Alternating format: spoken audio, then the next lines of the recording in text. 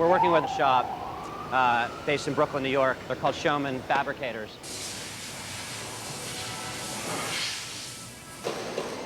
We have a first audience walking in 3.5 weeks in Dayton, Ohio, and I think we're in very, very good shape. I'm amazed. Normally at this point, you're usually under enormous panic, and I think where we are now, what I'm seeing here, I'm very, very pleased. So they're totally timed. They can only do, right. They're symmetrical, perfectly symmetrical. They happen together. I feel like it's the most substantial set we've ever put out in terms of weight and its complexity. It feels like a real French-Vietnamese village. Usually when you see scenery, you see a house built. It's so obvious the minute you get off stage and out and you're in work light, it looks like cardboard. This stuff looks like you could have walked right into a little village in Vietnam and this would have been what you saw. You know, it has that kind of texture to it. The signs are 500 pounds. That sign there works with the other one, so that'd be 1,000 pounds. And the upstage one is 700 pounds. So I wanted to create something which was dreamlike, fantastic, unreal, something which was totally alien to the American soldiers. They didn't know where the hell they were and who they were fighting.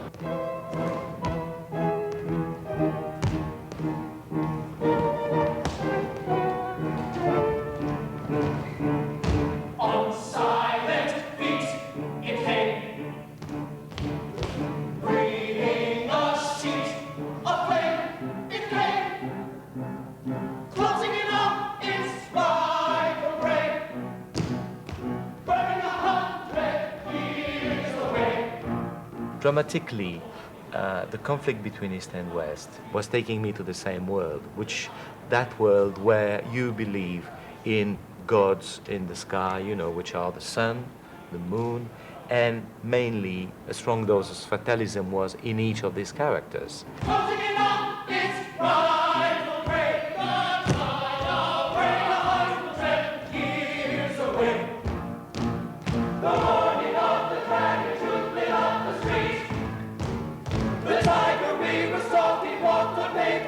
As you pan around, you see that this is quite obviously our costume shop.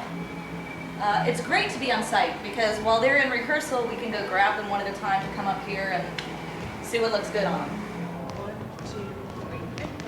What you're seeing now in terms of the choreography is Jody Mochia is still inventing the show, which is part of the fascinating process of tech, and doing a new production, which of course this is. Ready, go, girls!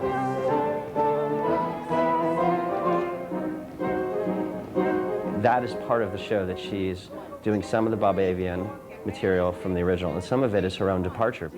There's a lot going on in the number that's still evolving. The number's far from finished at the moment.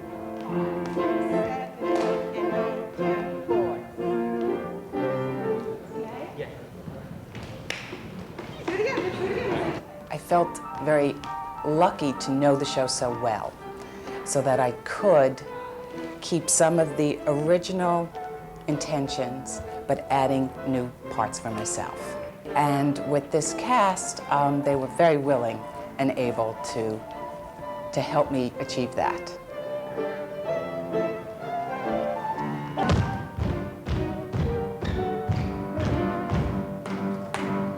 Obviously, the music came after the story was written by Claude Michel and me, where all these main elements of characters were established already, and I think the music followed that very tightly. From every door they came pouring. At the same time, like we did in Les Miserables, to travel to the 19th century. I wanted to take the audience into a different country.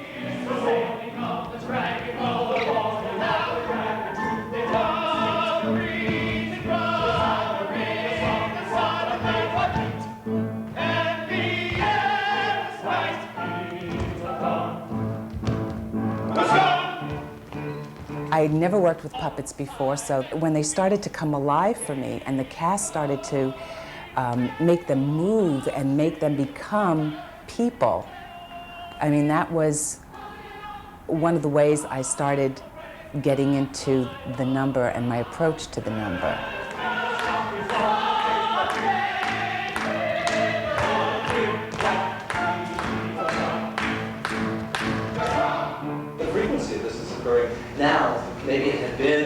once every now and then, and now it's happening every night. Once more, the nightmare came.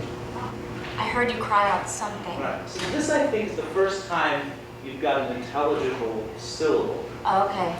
So then you cry out something. I heard you cry out something, and that just deepens her curiosity. It's slipping away from her. Something like a name. And it hurts me. What did she say? And it hurts me more than I can bear.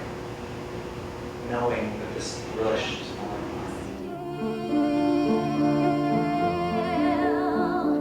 It is the end of the summer. It's the last day of rehearsals here in New York City with Saigon. I'm so excited to be done here and finally get to Dayton and actually be rehearsing on the stage. At this point, I would say the most challenging scene right now that I'm really trying to work through is the hotel scene with Ellen.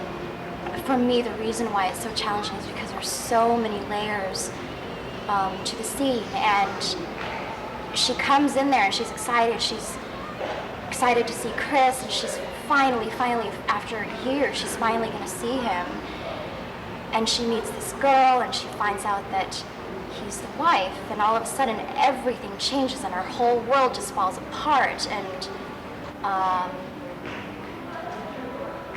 just one thing after another, and then she goes through panic and she thinks about Tam and what's going to happen to this child, this baby, and everything that I dreamed of, everything that I fought for, everything that I believed in is gone. What the hell am I supposed to do now? What am I going to do? It's a challenge. On the Road to Miss Saigon will return in a moment.